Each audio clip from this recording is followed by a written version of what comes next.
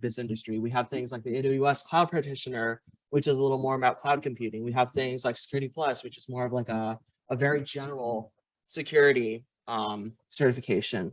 We also have things like Network Plus, which is obviously also networking. So from these certifications, a lot of them cost money. Something that you get as a paid member is that we will actually reimburse you for half of the passing certification. So let's say that you take the Security Plus and it's $100. I don't think it's $100, but just for example, it's like 200, 3. Oh. Yeah, it keeps going up. But that's even more reason why you probably want to go and get this paid membership. So what that means is that if you take the Security Plus for $300 and then you have it, what that means is that you're going to get $150 back if you show us proof that you passed the certification. We will only pay for the passing attempt and it will be about 50%. But please, please, please let us know if you are interested in this. We want to go and do this to incentivize for anybody who wants to start a study group. Anybody can start a study group even without prior experience, even if you're not certified in the certification itself. If you just want to go and get together with some fast members and possibly have like a agreed upon time, hey, we're going to read the textbook at this time, and then you all want to go and get this paid membership and get the certification matching, we will do that for you. So that is something that I think has a lot of value. Please try to go and do it fast because we have a limited amount of money and it is first come, first serve. So just let us know and we'll be able to get that for you. Does that answer your question? Cool. Does anybody else have any club-wide questions? Good. And then on Zoom, I hope my helpers are getting that done. But otherwise, I really, really want to go on appreciate and also just welcome Greg Kutzbach and Miriam.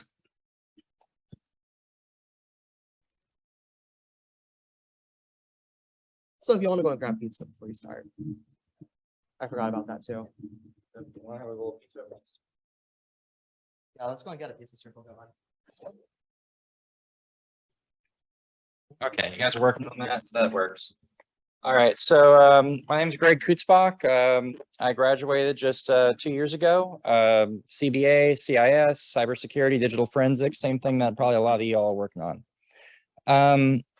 I'm also here with Miri Gonalaire. She graduated about the same time as I am. She's currently working with me in my company. I started my company in March of last year. And she's also a student over at, is this auto forwarding, auto advancing? I hope not. Okay. And she's also a student over at NYU working on her master's of cybersecurity. So yeah, ask her a question about anything. She's a human encyclopedia. It's amazing. So she's a great resource. My company is primarily about digital forensics and e-discovery, which is why the name of the company is Exhibit A Discovery. So it's Exhibit A and all about discovery. I've learned a lot over the last year. I came into it with a strong background in IT and technology. And, you know, is anyone here taking the digital forensics course yet? Okay, well, it's okay. It's a great course. I took it with Dr. Carlton. He taught me a lot. He was actually the first person in the first person in the world with a doctorate in digital forensics. He basically created that doctorate. It's very interesting, very cool. He'll talk your ear off on everything, and he'll probably be right. So first of all, in all your textbooks, when you talk about forensics, they're going to say all forensics is evidence to be used in court. And it's a very simple definition, but I like to look at it a little bit differently because the world doesn't understand forensics. They don't understand incident response. They don't understand this electronic discovery. So here's how I like to think of forensics. It's forensics if you had to analyze the collection at all. You're collecting computers and cell phones and USB sticks and cloud collections and all sorts of things. If you have to do any thinking, it's forensics. If you potentially might have to give an expert opinion, basically, it's not just literally that you saw this artifact, but that artifact therefore means something. If you had to say therefore or based on my experience or anything like that, that's expert opinion. They're leaning on the fact that you've spent years studying all of these courses, all this networking and all this embedded engineering and programming and IT. All that is experience. It all goes towards it. It's not just literally every forensics class you've taken. It's every bit of technology and business and surrounding everything that you've done that makes you that expert. That's the expert opinion. And the client doesn't care about individual artifacts in forensics. They care about, what does that mean to me? Why should I care? Tell me why. I'm a busy person. Tell me why it should matter to me, and then move on. That's forensics. Now, oftentimes you're going to be working with businesses, and therefore they might use it for their own internal purposes. They might just be using it to do a security audit. They might be looking at, hey, is this employee stealing from me? Yes or no? I'm not really sure. And based on that, it may just fire the employee. It may get a lawsuit. You don't know. But that's why I'm saying it may or may not be used in a legal setting, which is why the technical definition of forensics I don't like to use, because it's very narrow, and it comes down to what the rest of the world thinks of forensics, not just what the textbook correct answer is for forensics. So anyway, that's moving on with that. Oops, this is wrong keyboard. E-discovery is kind of a parallel. I have the word discovery in my company's name. And basically what discovery is, this is something that's done in legal. So it's basically, you have all the collection, you have all the evidence already pulled aside, and then you're giving it to someone else to analyze. The lawyers are going to be looking for what's called responsive or non-responsive documents. Documents meaning literally any artifact, any PDF, any email, basically, if it can be ones and zeros, it can be an artifact. And in this case here, the lawyers are usually the paralegals are going through it and marking it as responsive, unresponsive, classifying it based on topics, and then that will end up being used in cases and pulled out. A discovery shop like us oftentimes will lean on paralegals that we either hire in or that we are doing and helping them with the classification of responsive, non-responsive, so that the legal team can act more efficiently. But in the end, it doesn't include our expert opinion. We're not doing forensics here. We're only saying, this is your collection, these are your artifacts, these are what we saw, period, done, no thinking. You're not using your expert opinion on this. That's e-discovery. Okay, what do we analyze? Basically, if it's digital, you can collect it in forensics, in discovery, in the collection process.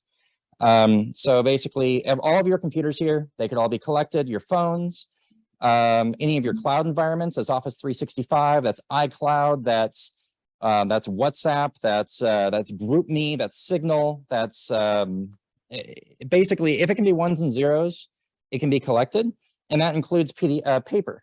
Oftentimes you'll have CPA firms that have mountains and mountains of paper. And we would leverage an outside organization who is a paper management company who would scan all that in, classify it, sort it, put it into file folders, get into PDFs. We would OCR it, go through it, and now it just becomes digital. It falls under the PDF piece I have in here somewhere. And also social media and web pages. We call those ephemeral evidence, because the way that you look at someone's social media right now is different than the way that you're going to look at their social media tomorrow. So that means you have one chance to collect it, and now it's gone, which means that in typically in a case where it's going to be, what's it called? I'm spacing on the word when you speak negatively about someone else, and help me out here. What's the word for that? Yeah, a slander case. Commonly, it'll be web pages or Facebook posts or something like that, where you have to collect it. Basically, say this is the way it was. Hash everything, timestamp it, and as the forensic expert, say I collected it, and I can affirm that this is the way it was as of the time that I collected it, and that will then be used in a court of law to have a slander case against someone. That's a common usage. Okay. So there's several ways of collecting. You have dead disk forensics. That's pulling the hard drive, pulling the USB stick. It's the computer's off and you're collecting. There is DFIR triage. That's less of a forensic piece in the traditional element. So again, Dr. Carlton would hate this, but this is the real world. Typical computer here, I'm guessing, is 256 gigabytes, something like that. Average laptop in here. It's been used for a while. You do an image, it's going to be, let's say, 180 gigabytes. I can collect on using a standard collection kit at about 6 gigabytes a minute. So if you take that division, 180 gigabytes divided by 6 gigabytes a minute, that's about 3 hours to collect a typical laptop in here. Now, let's say I had 700 computers to collect. We have an incident. I need to do a triage and figure out what's going on where the ransomware is spreading, where the malware is spreading. At 3 hours a piece, who has enough equipment, who has enough time, and you have people pounding on your office saying, what's going on? That's where triage comes in. Let's just hit where we know it's happening. Let's hit a specific part of the event log. Let's look at a specific piece of the MFT. Let's look at the exact artifacts we need, do it at scale, pull it all in, sift through it, use efficient ways of searching. That might be like a log stash, that might be Elasticsearch, that might be Splunk, that might be Excel. I'm an Excel evangelist. It might be whatever, but you can do it at scale. Memory collection, that's huge. Anyone that's into malware in here knows that a lot of current malware is memory resident, not disk resident. So it won't hit disk. It'll bypass a lot of your EDR. It won't be flagged by half of anything, but it sits in memory, it executes, it disappears, and so you need that memory. That'll also tell you a lot of things about passwords, a lot of information in flight, processes that are running. You can see your network connections. Like memory is a gateway drug. It's amazing.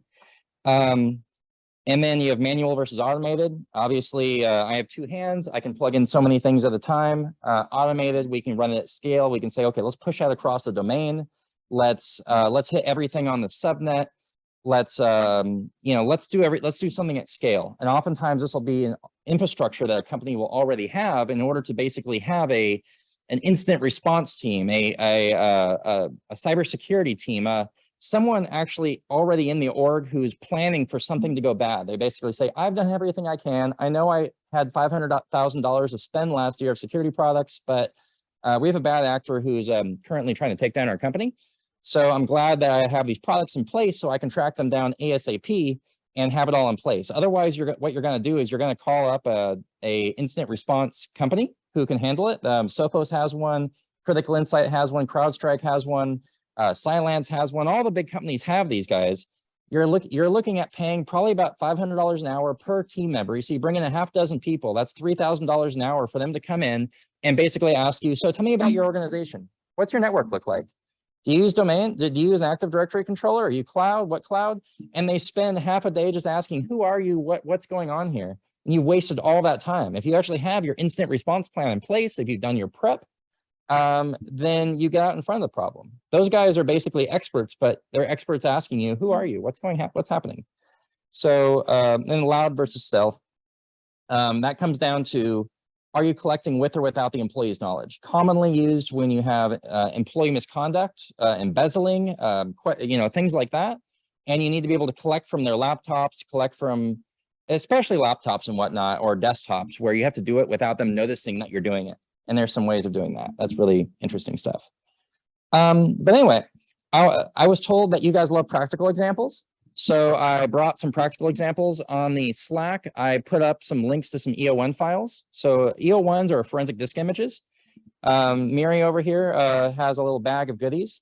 So if anyone here wants to try what I have on the screen here, she can bring it around and help you out. We have 2 USB sticks, a USB write blocker, and you can make the images yourself. And the hashes should all match because this is forensics, and you should be able to do the same thing twice, exactly the same. So simple USB stick, 16 gigabytes, little USB stick, no big deal. First thing we did is we used FTKI, that's FTK Imager, one of the major tools in the industry, and I hooked it up to a write blocker.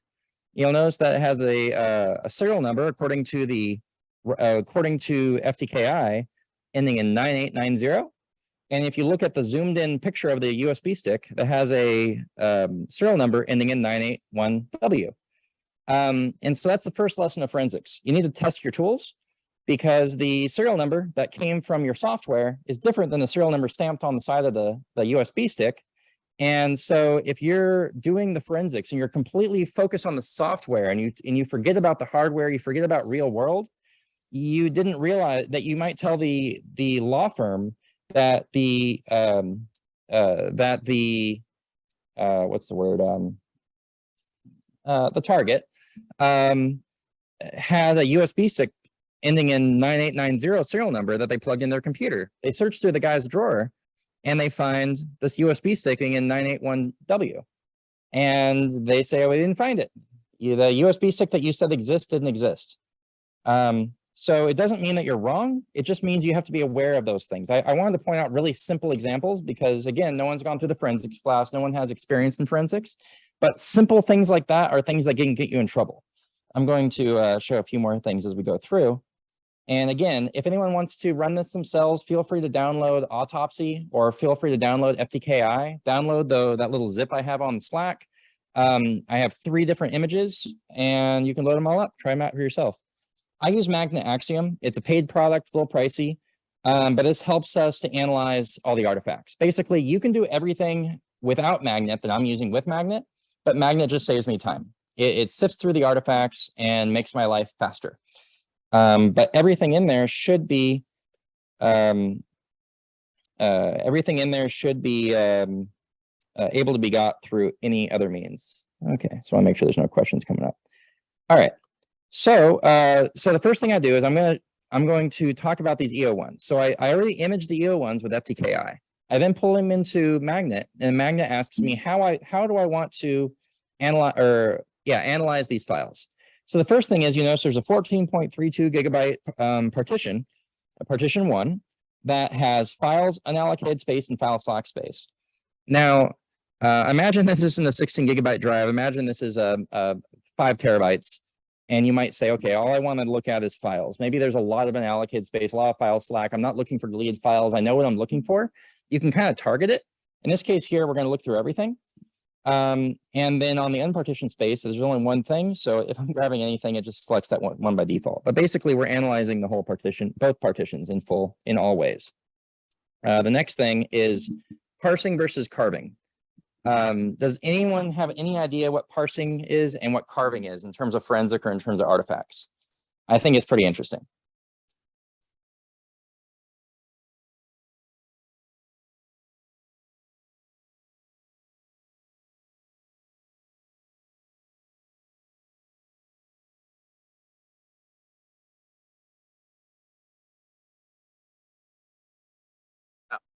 So essentially, from what I understand from what parsing was, wasn't it supposed to be like almost like when you're controlling F on a website? So what you're doing is you're finding all that information through like digging through all the text or whatever it is, and then from there you're like storing it.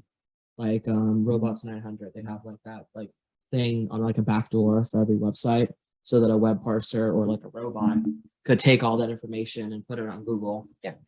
And that's exactly right. So, parsing, as you're going through the code on, let's say, a website, let's say everyone's, probably most people here have done a little bit of HTML, okay?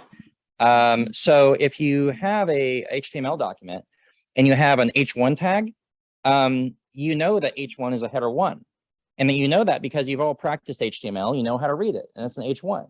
But if I had another tag that was called caret brown door caret, no one knows what brown door is. It's an unknown tag. Therefore, it wouldn't be able to be parsed because the parser doesn't understand brown door. So what the parsing is parsing is saying Magnet understands what this artifact is. It might have an artifact for Microsoft Word documents and know how to parse them properly. Because without knowing how to read what a Microsoft Word document is, it's just a binary blob. I don't know if you guys have ever opened up a Microsoft Word document in text editor. It's just a binary blob.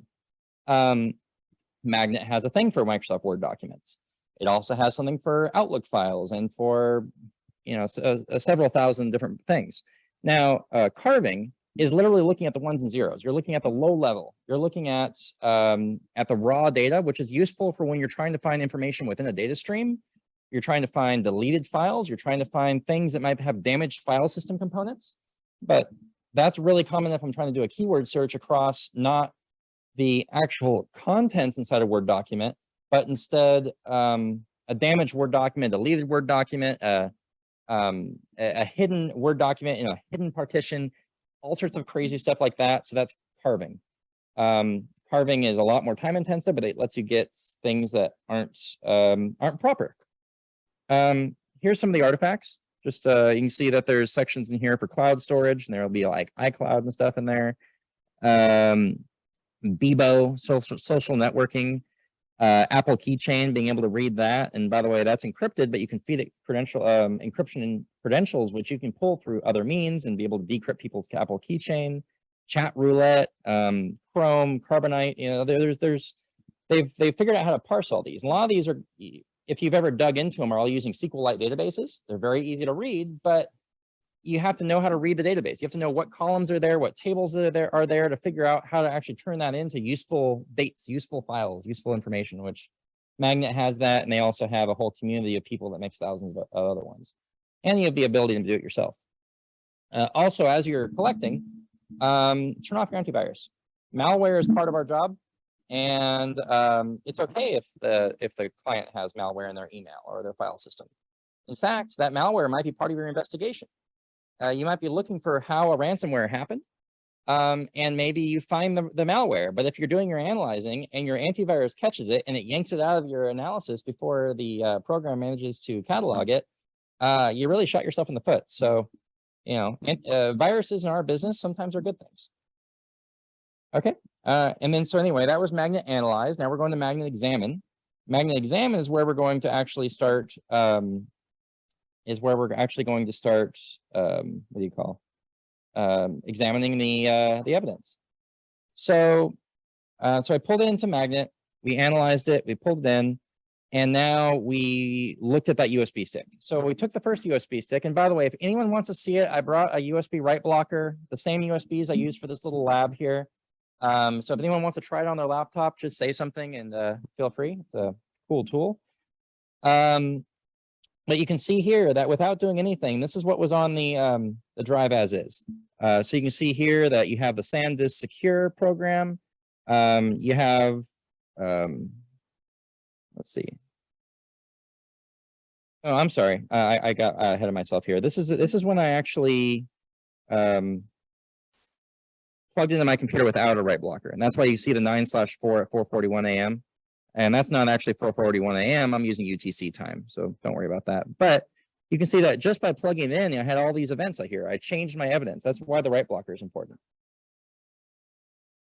Okay, so now I take another USB stick and we're going to image it using a write blocker.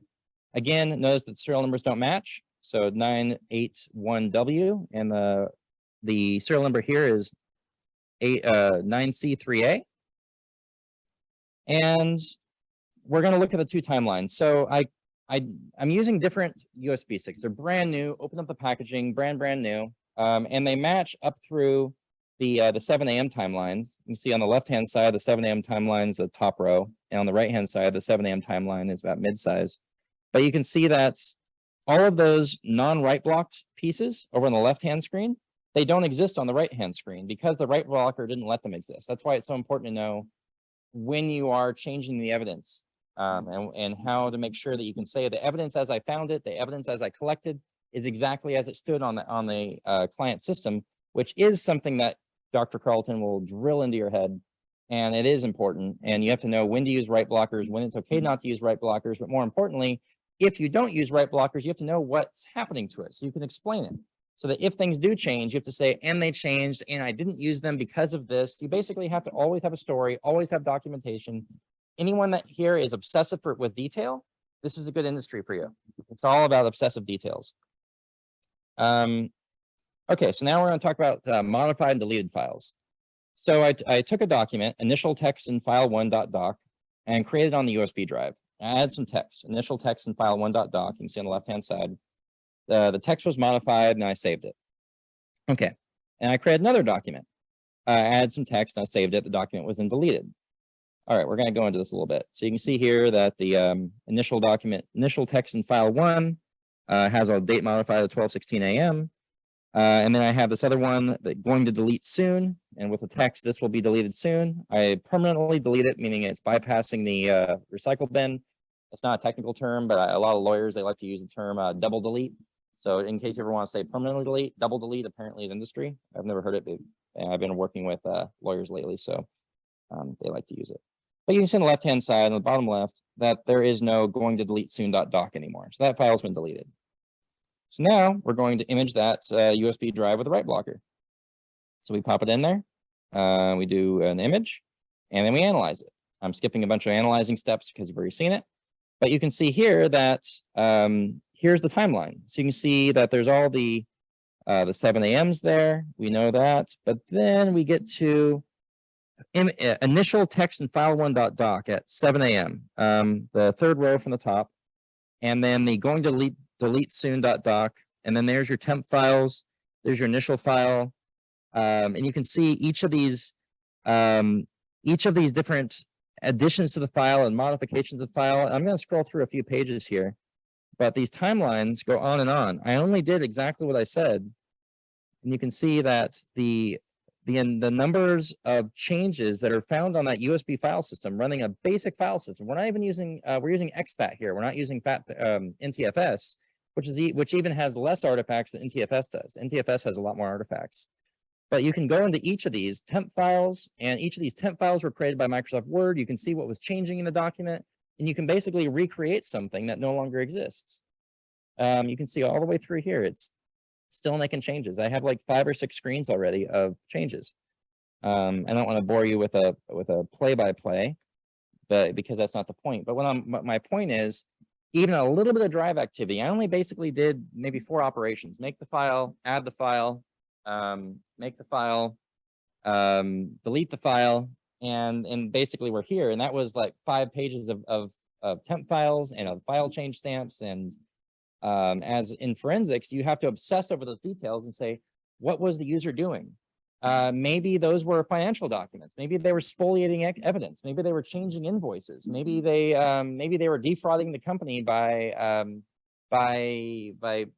changing something in a database. Like, you have to be able to figure out backwards from what you have left. If you think back to Sherlock Holmes didn't have a video camera showing him exactly what happened in the crime. If Sherlock Holmes had pieces of evidence and had to figure out what was in the middle.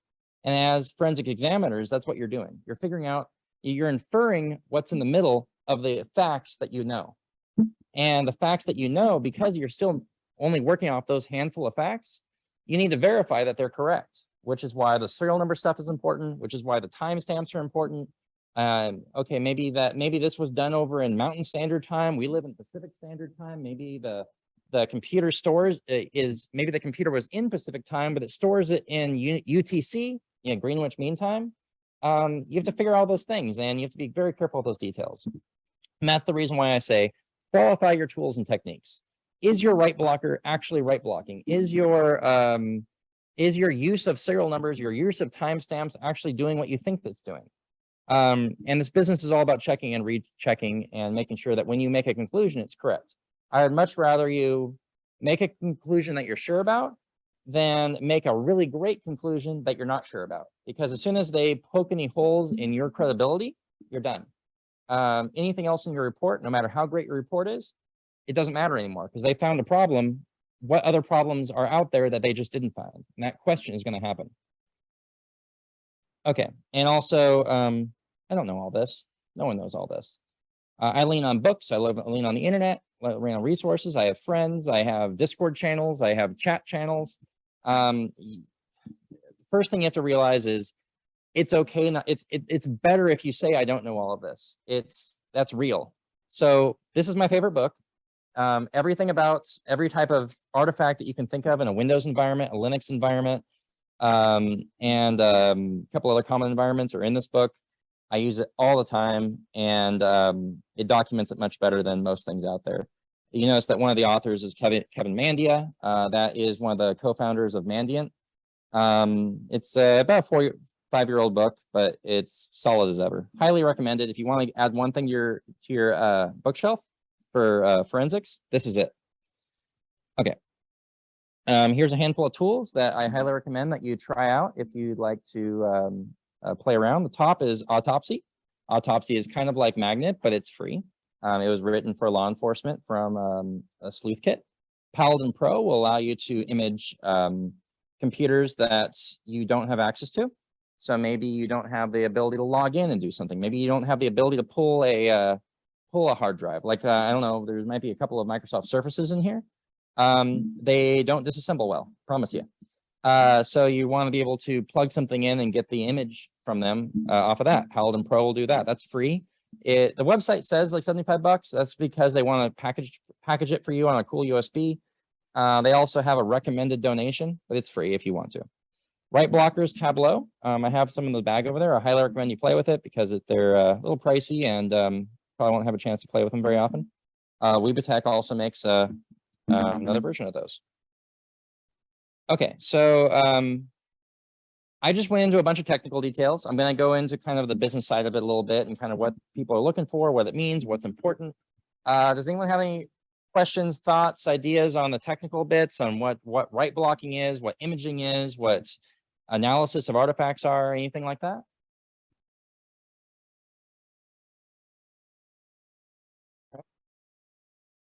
Okay, well, I'm in business, so you always have to find the value proposition. What someone told me one time, let's see if I can remember how to say this correctly. No one cares what you know. They really don't. They do not care what you know. They don't care what you can do. They only care what you can do for them. How can you help them? How can you save them money? How can you make them money? They don't care about you. They don't care about your background. They don't care about your business. And that's okay. That's okay. That's not at all insulting. It's literally they have their own objectives and you have your own objectives. And so you need to align yourself with their objectives. It's not the other way around. You have to figure out your value proposition with them. So with lawyers, you need to figure out what kind of case is this? What kind of money resources are here? Maybe it's a small civil case that's only worth $12,000. Spending $50,000 in several hundred hours of forensics work doesn't make any sense on that value proposition. So maybe you scope it in for them. Maybe you say, well, instead of us analyzing everything, how about if we look at these suspects and we look for evidence of spoliation? Maybe we look for evidence of tampering with backups. How about if we look for this? And you basically are going to do your job. You're going to do your job properly, but maybe you narrow it in to help find that value to where this might help them win the case. Business owners, again, you're working with the incident response team. They're in the middle of a big malware outbreak. And they need to get back up on their feet. And the CEO is saying, we're losing money every minute. But you're saying you need to collect the evidence. You need to be able to make a post-operative report that will help you with your cyber insurance. We'll make it so that later on you can show that you did your due diligence later, so that you can work with authorities to ensure that the perpetrator can get caught. You have to figure out how to get that value proposition. You find that middle ground. And that's the reason why you have things like DFIR triages, because sometimes you're working with that business that doesn't have the time for 3 weeks of collecting 180 gigabytes per computer times 1,000 computers. You say, hey, give me 3 hours before you refresh this network, and I need to get a snapshot, and then you get this thing back up. Give me 3 hours, and I'll get everything I can get, and then I'll analyze it post-op. Individuals, sometimes there's an individual concern, and there's a family issue, or there's just something personal. Local governments, oftentimes they are all about regulation. Maybe moving fast isn't their thing. Maybe figuring out, again, you figure out what's important to the individual entity that you're working with. Insurance companies, that's a big part of our business. Everyone knows that cyber insurance is expensive, right? Everyone here wants to have a big salary, I assume. How much does it cost to fund an entire division of people with big salaries? Lots of money. Cyber is expensive. And so when businesses need to hire whole teams of highly paid, highly skilled individuals, who pays for that? And you're really hoping they have cyber insurance because someone will fit the bill and someone will be able to pay it. If not, you're basically begging the CEO of the company saying, hey, we need $300,000 in order to do this engagement for you. And they're saying, oh my God, what's the return on this one? Absolutely not. No way. So part of our business in cybersecurity, not just forensics, is helping companies make sure that they have that incident response plan in place, which includes being able to fund your security organization and be able to fund actually having an incident. If you have an incident and you have no ability to pay for the response on that, you're going to be in trouble. Okay. I thought I'd throw in a few misconceptions I've heard along the way. Forensics is not hacking. We do not hack. We are not hackers. We work under the guidance from counsel. We work under lawyers almost exclusively. Hey, I need you to dig into my employee over here. You say, absolutely, we will do. We can help. Can you please run this through your counsel? We'll work for counsel. You talk to counsel. That means that all the evidence that we collect goes through counsel. All the questions you ask goes through counsel. Everything is legal. We're not going to step on anyone's toes. We're not going to end up in trouble. You're not going to get in trouble. And if we find something that you don't want to be let out, we have insulation between that counsel in the middle. So that's really important.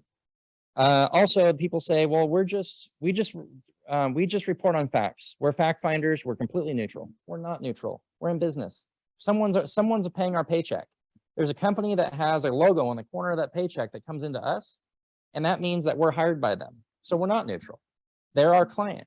However, that doesn't mean we're going to lie. That doesn't mean we're going to manipulate. Doesn't mean we're going to change the report so that it puts them in a good light.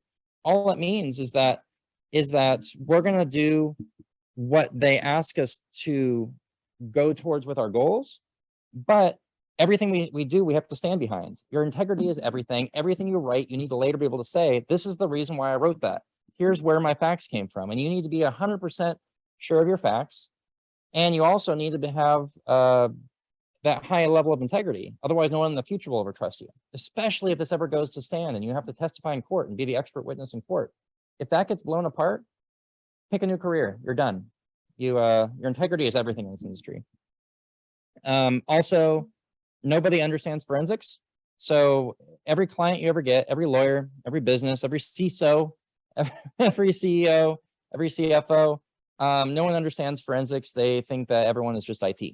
IT, I have a lot of respect for. I did that for a long time. And IT is there to make business functions happen, to keep the operations running, to keep an operational organization working. That's IT. They're very important. Security has other objectives. They basically, I like to think of it as security is the umbrella, IT comes off the umbrella. It's usually built the other way. IT is the umbrella, security comes off the umbrella. And so just know that no one understands forensics. You're gonna have to explain that. Explain why their current IT organization can't do this, but you can. So that's normal. Also, chain of custody and attention to detail are just as important as a smoking gun. What that really means is that if you go through your evidence and you find the awesome smoking gun, the smoking gun is that killer piece of evidence that will win the case. The lawyer will love you for it. But if you're not 100% sure of the way you got to the conclusion that this is a smoking gun, if you didn't follow chain of custody, if you took a shortcut, if you somehow did something that could later be brought into question, that means you're sloppy. That means you didn't double check your work.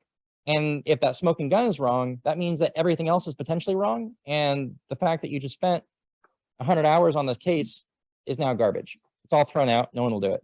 Welcome.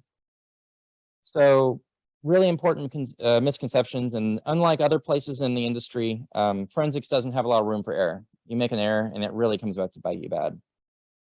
Also, this is a professional field. I'm pretty casual right now, but everywhere else, it's a suit, it's a tie, it's a jacket. You're the consultant. A lot of the recommendations that you're going to come in and give the company, their internal IT have been telling them for years, and they've been ignoring. You're going to have a lot of that technical staff that's kind of a little bit bitter that you're here and saying what they've been saying, and you're being paid a consultant wage to say that. So you need to just visually and conduct yourself professionally, and it's just part of the job. It's just as important as the technical piece. So your work speaks for yourself. The lack of spelling mistakes speaks for itself. The typography speaks for doesn't speak for itself. All those things are important. The executive summary. This comes back to your business 3000 class, all the business writing stuff. It's huge. You have to have the right grammar. You have to be able to write a solid business essay. Short, sweet, to the point. Executives will not read your 50-page report. The report needs to exist, but at the top of the report needs to have a 2-page executive summary, 3-page executive summary tops. And they basically say my time's more valuable than yours. Get to the point. So you have to, that's essential. And remember that the professional and expert opinion is why they hired you. That's why you aren't replaceable by some website, by some scraper script, by some automated tool, because you have all these years of experience. You have the knowledge and the network and the people and the questioning of your own knowledge in order to make sure that you're finding the truth for them. So make sure you can defend every single opinion you have. And then being that everyone here is a student, I want to talk about careers a little bit. So IR triage, people are being hit with ransomware, people are being hit with a big malware piece, systems are down, embezzlement, things like that. That's IR, very high stress, dynamic environment. You have e-discovery, which is basically the simple pieces working for lawyers. There's a lot of great places for that, and collecting laptops, phones, etc. Forensics in a non-trial environment or trial environment. Some people like to be behind the scenes. Some people like to come up to the stand. And then also, if you're just in any sort of security setting, remember I was saying a second ago that IT is the backbone of everything, but they don't know forensics. If you have that forensics piece in your back pocket, now you can speak to it, your boss, even if you have no intention of going into forensics. Knowing what it is, what's right, what's wrong, means that you're going to be much more promotable. You're going to increase your value, and it's a good skill to have, regardless of whether you make a full career out of it. And that's a little talk about forensics. Any questions? Anything I can do for anyone?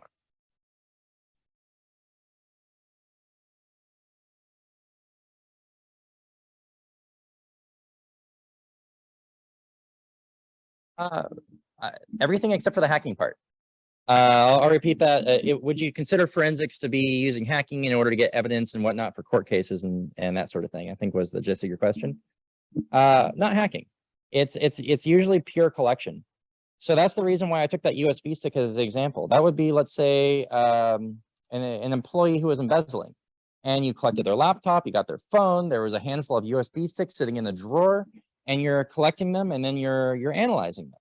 So what sort of file, or like maybe that you had that Word document called payroll.excel, and it currently doesn't have anything incriminating. But because of your forensics, you figured out that 2 weeks ago, it used to say something different. But with all those temp files and everything that you found in the deleted files and everything on that drive, you were able to make a story based on fact that then supports a conclusion that's different than if you just popped into a computer and looked. Occasionally hacking, penetration testing, whatnot can be part of a forensic investigation.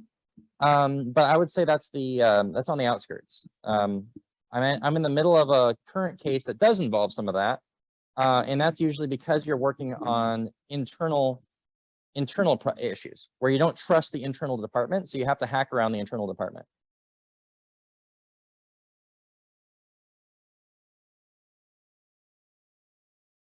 Well, you use that for cataloging, and also let's say you look at the serial number. I'll repeat the question.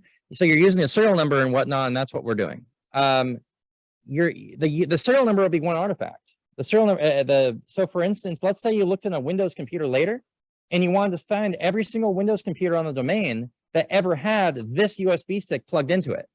So you'd be able to see this serial number and find out if that serial number was found as a Windows artifact in other computers. And you'd be able to use that to your advantage later. So you'd be able to put that in a case.